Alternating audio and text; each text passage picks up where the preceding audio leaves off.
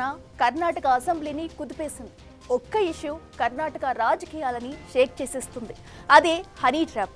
కన్నడ రాజకీయ వర్గాల్లో ఇప్పుడిదే hot topic.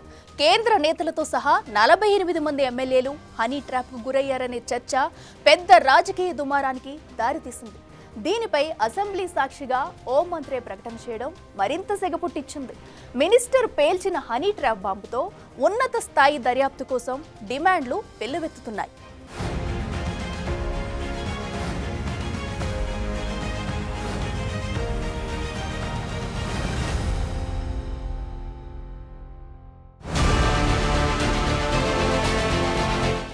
కర్ణాటకని కుదిపేస్తోన్న honey trap దుమారం.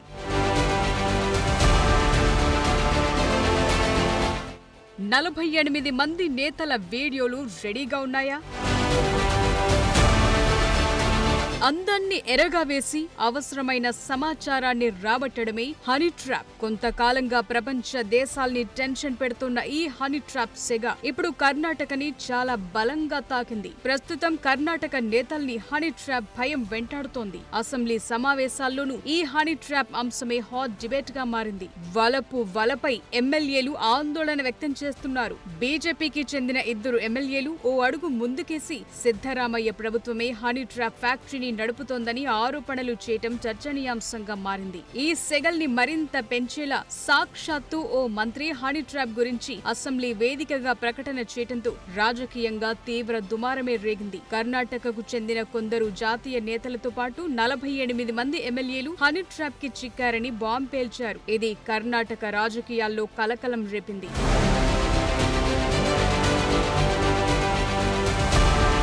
మొదటగా తుమకూరుకు చెందిన ఓ మంత్రిని హనీ ట్రాప్ చేశారనే గుసగుసలు వినిపించాయి. అవే ఇప్పుడు పెద్ద వివాదానికి దారితీశాయి. దీనిపై ఆ రాష్ట్ర మంత్రి కెఎన్ రాజన్నే స్వయంగా స్పందించారు. తుమకూరు జిల్లా నుంచి తాను, హోంమంత్రి పరమేశ్వర మంత్రులుగా ఉన్నామని చెప్పారు. తనతో పాటు బీజేపీ, జేడీఎస్ సభ్యులు, జాతీయ స్థాయి నేతలు సహా 48 మందికి సంబంధించిన వీడియోలను కొందరు తయారు చేశారని, వారిపై చర్యలు తీసుకోవాలని నేరుగా అసెంబ్లీలోనే ప్రకటించడం తీవ్ర చర్చకు దారితీసింది. అయితే ఇదేం కొత్త విషయం కాదని, బాధితుల్లో చాలా మంది హైకోర్టులో స్టే తెచ్చుకున్నారని వివరించారు. ఇప్పుడు తన పేరు ప్రస్తావనకు వచ్చింది కాబట్టి తాను కూడా హనీ ట్రాప్ అంశంపై ఫిర్యాదు చేసేందుకు సిద్ధంగా ఉన్నానన్నారు మంత్రి రాజన్న. ఈ హనీ ట్రాప్ అంశం ఏ ఒక్క పార్టీకి పరిమితం కాదని, దీనిపై ఉన్నత స్థాయి దర్యాప్తు చేయాలని డిమాండ్ చేశారు. హనీ ట్రాప్ వెనుకున్న పాత్రధారులు, సూత్రధారులు ఎవరో తెలుసుకోవాలన్నారు.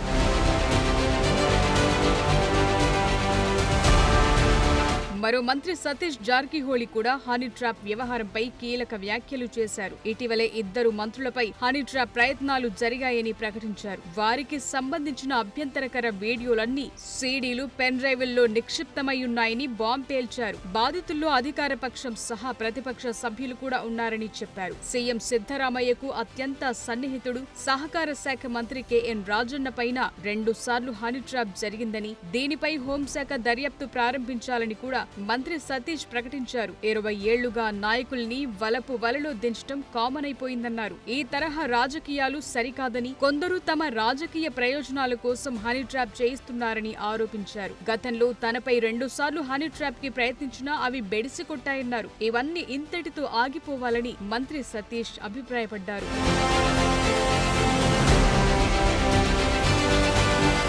ఇప్పటికే హనీ ట్రాప్ వ్యవహారంపై కర్ణాటక రాజకీయాల్లో తీవ్ర దుమారం రేగుతోంది. ప్రభుత్వం కూడా దీనిపై ఉన్నత స్థాయి దర్యాప్తు ప్రారంభించింది. హనీ ట్రాప్ అనుమానాలున్న సభ్యులెవరైనా ఫిర్యాదు చేస్తే విచారణకు ఆదేశిస్తానని హోంమంత్రి పరమేశ్వర కూడా ప్రకటించారు. ఇలాంటి వదంతులకు ముగింపు పలకాల్సిన అవసరముందన్నారు. మంత్రి రాజన్న కుమారుడు ఎమ్మెల్సీ రాజేంద్ర కూడా తనపై హనీ ట్రాప్ ప్రయత్నం జరిగిందన్నారు. ప్రతిపక్ష నేత ఆర్ అశోక్ కూడా ఈ విషయాన్ని తీవ్రంగా పరిగణించాలన్నారు. ఈ కేసును సిట్టింగ్ జడ్జితో దర్యాప్తు చేయించాలని డిమాండ్ చేశారు.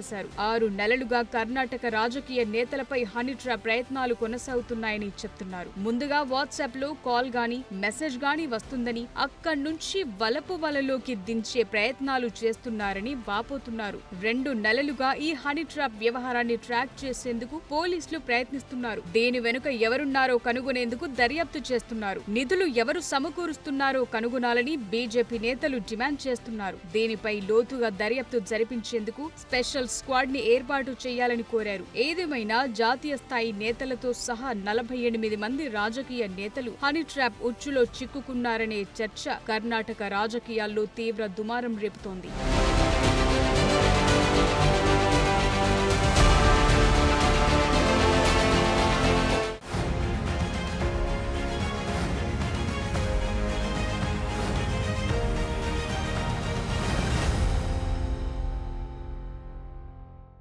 కర్ణాటక నాయకుల్ని హనీ ట్రాప్ చేస్తున్నదెవరు? ఏదో ఒక ముఠ కావాలనే వీళ్లను టార్గెట్ చేసిందా? అన్నీ తెలిసి కూడా ఈజీగా ఎలా దొరికిపోతున్నారు? అసలు కర్ణాటక రాజకీయాల్లో ఏం జరుగుతుంది? Latest honey trap episode effect ఎలా ఉండబోతుంది?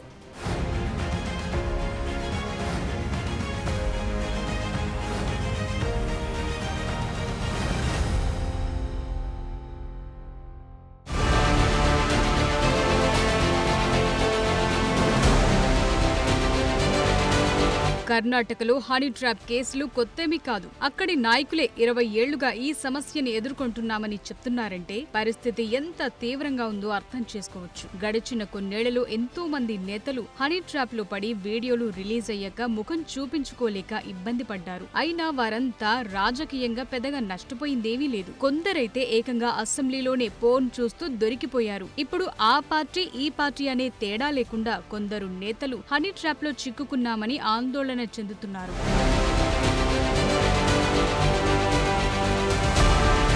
నిజానికి కర్ణాటక నేతలకు హనీ ట్రాప్ వ్యవహారం గురించి బాగానే అవగాహన ఉంది. అయినా వాళ్లు ఈ ఉచ్చుకు చిక్కుతున్నారు. తరువాత బ్లాక్ మెయిలింగ్ కి నలిగిపోతున్నారు. బేరాలు కుదరక వీడియోలు బయటకొస్తే పరువు పోతోంది. ప్రస్తుతానికి ఎలాంటి వీడియోలు బయటకు రాకపోయినా ఎమ్మెల్యేలు చాలా మంది హనీ ట్రాప్ లో చిక్కుకుపోయారనే ప్రకటన అసెంబ్లీ సాక్షిగా బయటకు రావటమే రాష్ట్ర రాజకీయాల్లో దుమారం రేపుతోంది. ఇప్పుడు వారంతా బ్లాక్ మెయిలింగ్ ప్రెషర్ కు గురవుతున్నారు. ఇలాంటి ఓ విషయాన్ని అసెంబ్లీలో చర్చకు తీసుకొచ్చారు అంటేనే వారి పరిస్థితి ఎలా ఉందో అర్థం చేసుకోవచ్చనే అభిప్రాయాలు వినిపిస్తున్నాయి. కారణాలేవైనా ఏ పార్టీ అధికారంలో ఉన్న కర్ణాటక నేతలను హనీ ట్రాప్ ఓ భూతంలా వెంటాడుతోంది. ఇప్పుడు బయటకొచ్చిన వివాదం కూడా రాజకీయ వర్గాల్లో తీవ్ర కలకలం రేపుతోంది.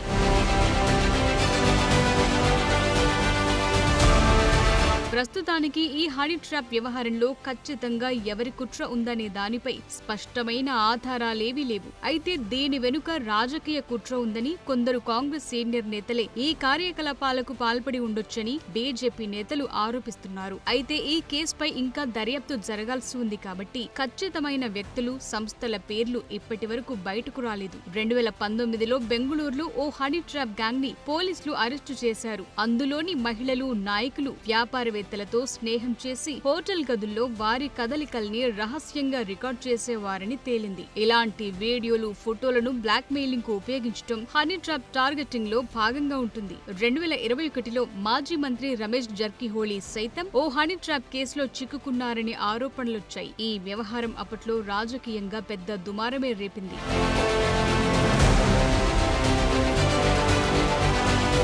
కర్ణాటక నేతలు హనీ ట్రాప్ లో ఎలా చిక్కుకుంటారనేది వారి వ్యక్తిగత బలహీనతలు, రాజకీయ ఒత్తిళ్లపై ఆధారపడి ఉంటుందనే వాదనలు వినిపిస్తున్నాయి. సాధారణంగా అందమైన మహిళలు నాయకులతో సన్నిహితంగా మెలిగి వారిని రాజీ పడే పరిస్థితుల్లోకి ఆకర్షిస్తారు. ఆ తరువాత వారి అసభ్య వీడియోలు, ఫోటోలను రికార్డ్ చేసి వాటిని బయట పెడతామని బెదిరిస్తారు. డబ్బు కోసం కానీ, రాజకీయ లబ్ధి కోసం కానీ ఈ విధమైన ఒత్తిడి చేస్తారు. ఇప్పుడు కర్ణాటక మంత్రి కెఎన్ రాజన్న ప్రకారం 48 మంది నేతలకు సంబంధించిన వీడియోలు, సీడీలు పెన్ డ్రైవుల్లో ఉన్నాయన్నారు. ఈ బెదిరింపుల కారణంగానే నాయకులు లొంగిపోయి వారి డిమాండ్లకు తలొగ్గుతున్నట్టు కనిపిస్తోంది. అయితే ఈ తరహా హనీ ట్రాప్ కేసులు కర్ణాటకలో కొత్తేం కాదు. రాజకీయ, వ్యక్తిగత లాభాల కోసం ఇలాంటి పద్ధతులను ఎంచుకుంటున్నారని సూచిస్తున్నాయి. ఈ కేసులో పూర్తి స్థాయిలో దర్యాప్తు పూర్తయితే గాని ఈ కుట్ర వెనుక ఎవరున్నారు, దేనికోసం ఇదంతా చేశారనే విషయాలు బయటకొస్తాయి.